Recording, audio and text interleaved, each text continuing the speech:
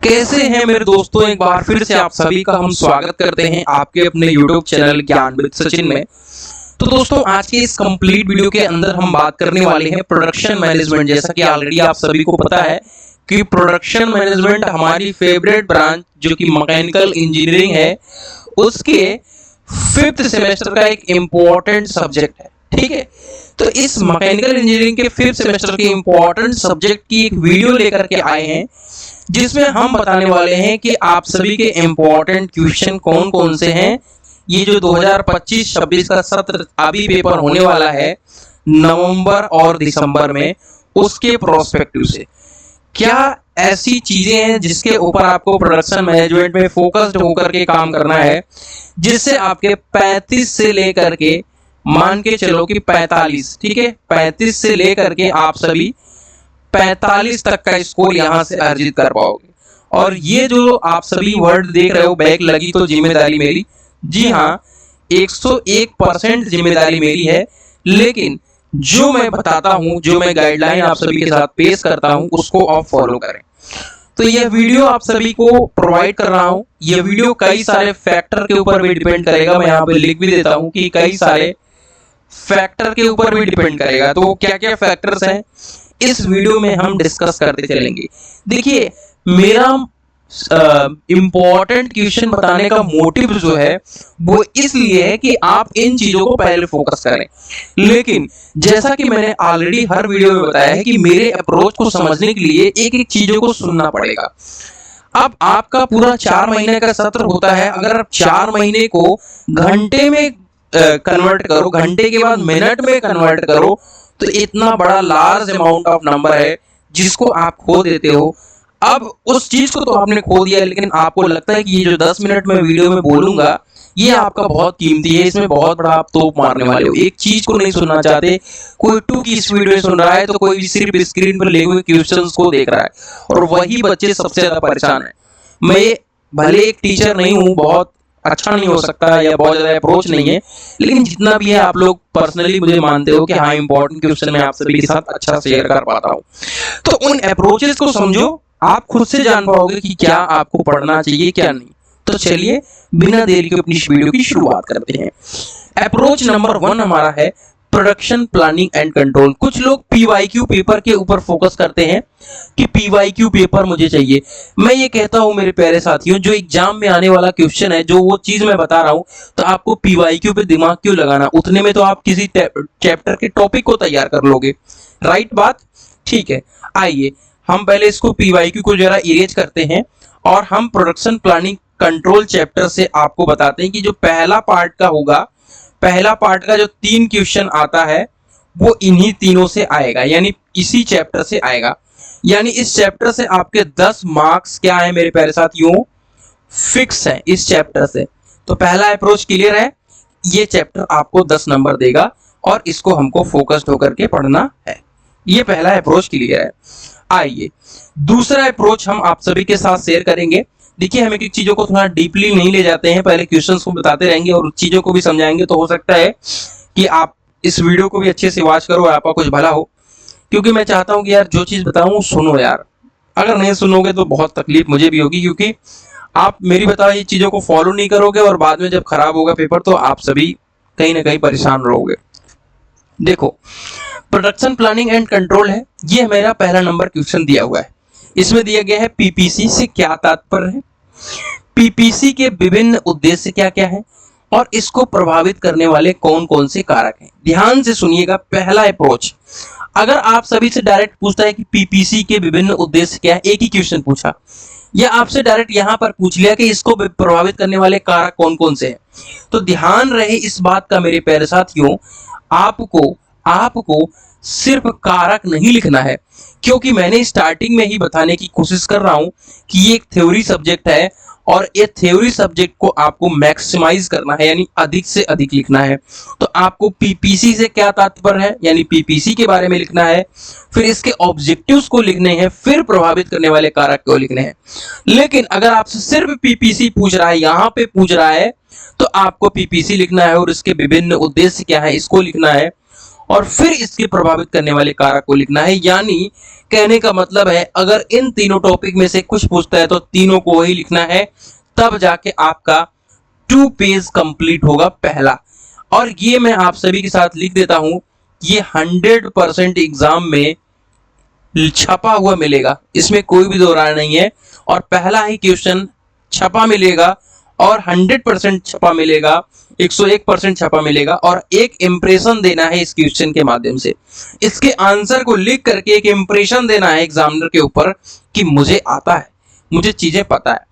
इस क्वेश्चन के माध्यम से इंप्रेशन देना ही पड़ेगा। दूसरा आता है कि पीपीसी के एलिमेंट्स कौन कौन से हैं और उनका संक्षिप्त में वर्णन करिए। अब पीपीसी के एलिमेंट्स की बात करूं अगर मेरे प्यारे साथियों, तो आप सभी सिलेबस के अंदर अगर आप मूव करोगे, जरा मैं ऐसे ही आप सभी के साथ चर्चा करते हुए बता भी देता हूं सिलेबस के ऊपर मूव करने के बारे में। देखो, अगर मैं बात करूं कि पीपीसी के एलिमेंट्स के बारे में, तो उसमें है आपका प्लानिंग, रूटिंग है, लोडिंग है, शेड्यूलिंग है, डिस्पैचिंग है। जितने वर्ड मैं बोल रहा हूं, प्लानिंग, रूटिंग, डिस्पैचिंग, शेड्यूलिंग, सबका नाम से ही तात्पर्य आपको पता है। यानी कहने का मतलब है आपको लिखना है, लेकिन लिख कैसे पाओगे, उसके लिए आपको टेक्निकल वर्ड्स कुछ ना कुछ पता होना चाहिए। और वो अगर टेक्निकल वर्ड्स पता होंगे तो लिख पाओगे। उसके लिए ही आप सभी को नोट्स जरूरी है। मैंने नोट्स के अंदर सिस्टमैटिक ढंग से चीजों को करके दिया है, आप जाकर के लेकर के अपनी तैयारी को कर सकते हो। क्योंकि जिन लोगों को लगता है कि मैं 99 रुपीज बचा करके अपना बहुत बड़ा सेविंग कर रहा हूं, मैं गारंटी के साथ 115% कह सकता हूं कि वही बच्चा का स्कोर कम रह जाएगा। मैं नहीं कहता कि मेरे नोट से पढ़ करके आप ज्यादा कर सकते हो, लेकिन मैं कह सकता हूं कि अगर किसी चीज को मैं सिस्टमैटिक ढंग से आपको प्रोवाइड किया हूं, चैप्टर वाइज चीजों को प्रोवाइड किया हूं, तो आपको देखने में टाइम नहीं लगेगा और मुझे आशा है कि आप बेहतर रिजल्ट ला सकते हो। और जैसा कि हर वीडियो के माध्यम से इस वीडियो में भी बता दे रहा हूं मोटिवेशन के तौर पे, कि ये जो 5th सेमेस्टर और 6th सेमेस्टर का स्कोर है, ये 100% एग्जाम में जुड़ता है, यानी रिजल्ट में फाइनल जुड़ता है। और ये हमेशा पीड़ा और दर्द और खुशी तीनों चीज देगा। अगर अच्छा रहेगा तो खुशी देगा, और अगर आपने इसमें खराब किया तो पीड़ा देगा, क्योंकि ये फाइनल रिजल्ट हमेशा उसका शकल आप देखने वाले हो। चलिए अगले टॉपिक के ऊपर, अगले कह सकते हैं क्वेश्चन के ऊपर मूव करते हैं। और विभिन्न प्रकार के प्रोडक्शन सिस्टम को परिभाषित करिए। अब देखो, ये तीनों जो क्वेश्चंस है ना, पहला, दूसरा, तीसरा, यही क्वेश्चंस आएंगे और इसी में से आपको 2 करने हैं। लेकिन अब देखो भाई, आपको रिस्क तो लेना नहीं है, क्योंकि ये चैप्टर वाइज इंपॉर्टेंट क्वेश्चन बता रहा हूं। अभी आपको ऑलरेडी पता है कि मैं टॉप 15 इंपॉर्टेंट क्वेश्चन बताने वाला हूं। कहां पे बताने वाला हूं? ऐप पे ही बताने वाला हूं। और आपको टॉप 5 इंपॉर्टेंट क्वेश्चन भी बताने वाला हूं। कहां पर बताने वाला हूं? ऐप पे बताने वाला हूं। ठीक है, ये जो वीडियो आप सभी को पढ़ रही है, इसका पार्ट 1 है। ये आपको आने जो कंप्लीट चैप्टर्स हैं वो कहां पे मिल जाएंगे? हमारे ज्ञान विद सचिन मोबाइल एप्लीकेशन पे मिल जाएंगे, जहां पे आपको मैथपूर्ण प्रश्न के नोट्स, पीवाईक्यू और कुछ वीडियो लेक्चर्स भी प्रोवाइड करने वाले हैं। और जो इंपॉर्टेंट क्वेश्चन के नोट्स के साथ साथ इंपॉर्टेंट क्वेश्चंस हैं, ठीक है, वो मैंने ऐप पे शेड्यूल कर दिया है सारा, तो आप ऐप से ही सारी चीजों को पढ़ सकते हो। चलिए, अब हमारा यहाँ अप्रोच क्या काम करने वाला है चौथे और पांचवें के बीच में। देखो, इन तीनों को तो भाई 100% पढ़ना है, प्रोडक्शन सिस्टम को भी पढ़ना है। जैसा कि आपको पता है कि जॉब शॉप प्रोडक्शन सिस्टम है, कंटिन्यूअस प्रोडक्शन सिस्टम है, ठीक है, तो इनको आपको पढ़ना है, ठीक है। लेकिन हम कहते हैं कि चौथे और पांचवें में एक रिस्क को क्रिएट करना और उसको कम करना, दोनों को हम देखेंगे।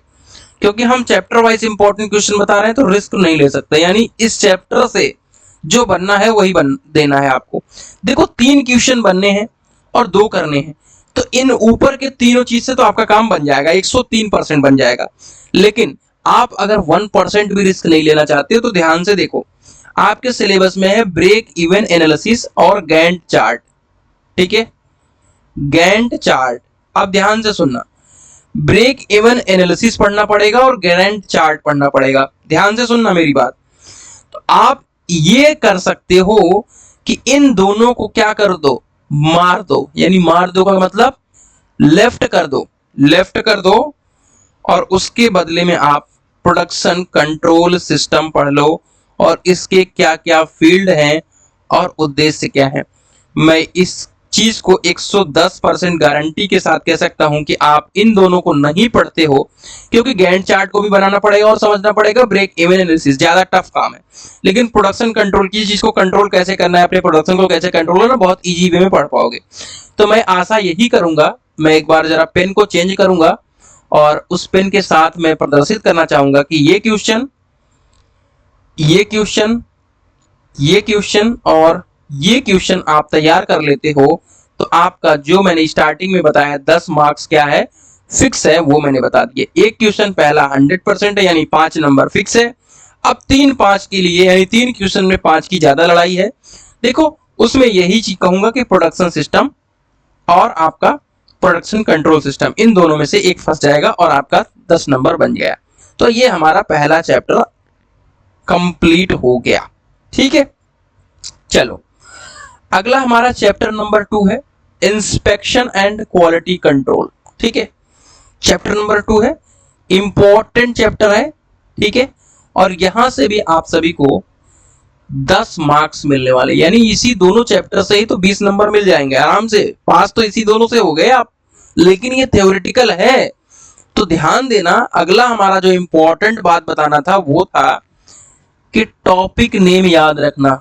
ठीक है, होता क्या है मेरे प्यारे बच्चों कि अब जैसे कोई बच्चा एग्जाम देने जाएगा ना, तो जैसे आपको यहाँ पे बताऊं, आगे मैं समझाने की कोशिश करता हूँ इसी पहले वाले चैप्टर से ही, विभिन्न प्रकार के प्रोडक्शन सिस्टम। अब इनका टाइप्स ही आपको नहीं याद है, कौन कौन से टाइप्स होते हैं। ठीक है, अगर और भी इसमें कुछ बताने की कोशिश करूं, ठीक है, हाँ, इसमें जैसे कि पीपीसी के विभिन्न एलिमेंट्स कौन से हैं, शेड्यूलिंग है, रूटिंग है, पता है, डिस्पैचिंग का तो नाम ही नहीं याद आ रहा है तुम्हें। क्लियर है बात? तो ये चीज आप मत करना। ठीक है भाई, चीजों को याद करके रखना। देखो टॉपिक तो याद रहना चाहिए, अगर उसके अंदर का डेप्थ थोड़ा एनालिसिस नहीं है फिर भी चलेगा, टॉपिक याद रखना है। अगला हम इसमें एक और इंपॉर्टेंट चीज ऐड कर देते हैं कि टाइम का मैनेजमेंट। प्रोडक्शन मैनेजमेंट पढ़ रहे हो ठीक है, लेकिन एग्जाम में टाइम का मैनेजमेंट ध्यान देना कि क्वेश्चन छूटना ना पाए, क्योंकि जितना छूटेगा उतना 5 कम होगा। मैं यही कह सकता हूं, जितना छूटेगा उतना 5 कम होगा। तो इस तरीके से शुरू से ही, बल्कि 5 मिनट पहले बैठ जाओगे चलेगा, लेकिन शुरू से ही अपनी रफ्तार को एकदम रफ्तार से करना कि टाइम एकदम बहुत तरीके से मैनेज हो और आपका सारा क्वेश्चन अटेम्प्ट हो, क्योंकि थ्योरी है, जनरल मार्किंग होनी है, ऊपर ही बता दिया। हमारा ये इंपॉर्टेंट टॉपिक जितना है पढ़ लोगे उतने से तुम्हारा काम हो जाएगा, ज्यादा माथा 25 पे नहीं है। जितने नोट्स है नोट्स को उठाओ और रट लो आराम से। क्वेश्चन नंबर 1, जहां पे देखो ये टिक भी मैंने लगा रखा है, ये क्वेश्चन 100% एग्जाम में बनना है। यानी इंस्पेक्शन क्या है, इंस्पेक्शन में इंस्पेक्टर और ऑपरेटर का क्या रोल होता है। क्लियर है बात? इंस्पेक्शन क्या है, इंस्पेक्शन में इंस्पेक्टर और ऑपरेटर दोनों चीज को बताना है, 110% फिक्स है। अब अगला हमारा है क्वालिटी कंट्रोल। ठीक है, क्वालिटी कंट्रोल और इसकी नीड और इंपॉर्टेंस को समझाओ। तो क्वालिटी कंट्रोल को आपको पढ़ना है इस चैप्टर में। तीसरा अगर आप देखोगे कंट्रोल चार्ट, ठीक है, इस पे मैं 100% इसलिए टिक लगाना चाह रहा हूं क्योंकि हर पेपर उठा लोगे तो कंट्रोल चार्ट के बारे में दिया गया है, जिसमें एक्स चार्ट और यहां पे थोड़ा सा इरेज कर देता हूं, ठीक है, आर चार्ट, ये दोनों चार्ट बहुत ही इंपॉर्टेंट है, इनको जरूर पढ़िएगा। अगला हमारा चैप्टर क्वेश्चन नंबर 4 है हमारा सैंपलिंग प्लान। सैंपलिंग प्लान क्या होता है, single and double sampling plan को समझाइए। देखिए आप लोग कहेंगे कि भैया जब हम सारे क्वेश्चन आप बता ही दे रहे हो तो हमें इंपॉर्टेंट क्वेश्चन समझने का मतलब क्या है। देखो नेगेटिव लोगों का कुछ कर नहीं सकता भाई, पहली बात मैं बता रहा हूं, है ना, उनके लिए जितना मैं कर दूं वही कम है। हम तुम्हें अप्रोच बता दे रहे हैं, हम तुम्हें ट्रिक्स बता दे रहे हैं कि कैसे तुम्हें क्या चीज करनी है। जैसे यहाँ पे ट्रिक बता दिया ना, break even analysis Gantt chart, मत पढ़ो, मत लगाओ दिमाग, तुम कर जाओगे, नंबर पाओगे, मेरा गारंटी है। यहाँ पर मैंने इंपॉर्टेंट क्वेश्चन में इंस्पेक्शन, इंस्पेक्टर और ऑपरेटर लिख दिया, 100% आना है, आना है। कंट्रोल चार्ट भी आना है, सैंपलिंग प्लान। देखो चैप्टर वाइज बता रहा हूं तो रिस्क नहीं लेना है अपने को, जब टॉप 15 बताऊंगा तो और रिस्क लेंगे। और फिर जब टॉप 5 बताएंगे तो उसमें प्रॉपर रिस्क लेंगे। क्वेश्चन नंबर 5 अगर देखोगे तो ISO 900 है, ISO 400 है, ठीक है, और टोटल क्वालिटी मैनेजमेंट। अब ये टोटल क्वालिटी मैनेजमेंट आपको इंडस्ट्रियल इंजीनियरिंग या IMED इन दोनों में मिल जाएगा, ठीक है। इसी तरीके से आप सभी अगर देखोगे, एक होता है फैक्ट्री एक्ट, ठीक है, अगर तीसरा चैप्टर है इस मतलब 5वां चैप्टर है, फैक्ट्री एक्ट 1947 है, ठीक है। तो ये आपको इंडस्ट्रियल इंजीनियरिंग में मिल जाएगा। तो अगर इसको आप अच्छे से यहाँ ही पढ़ लो तो आगे क्या एफर्ट लगाने की जरूरत है क्या? नहीं लगाने की जरूरत है ना। तो डेफिनेटली जब चीज को पढ़े रहोगे, याद रहेगा, तो आगे भी, क्योंकि 4 महीना बाद फिर से पेपर देना है तो थोड़ा दिमाग में तो रहेगा। ये भैया तीनों पे टिप्पणी करना है, ये इंडस्ट्रियल में आएगा ही आएगा, इसको भी आपको देख लेना है। बाकी आप इस वीडियो को कंप्लीट कहाँ पे ऐप पे देख सकते हो जाकर के, कंप्लीटली आप तीनों चैप्टर को, जो आगे वाले चैप्टर्स हैं उनके ट्रिक्स अप्रोच को प्रॉपरली समझ सकते हो। तो मिलते हैं एक नई इंफॉर्मेटिव वीडियो के साथ, तब तक के लिए bye bye, take care, love you all.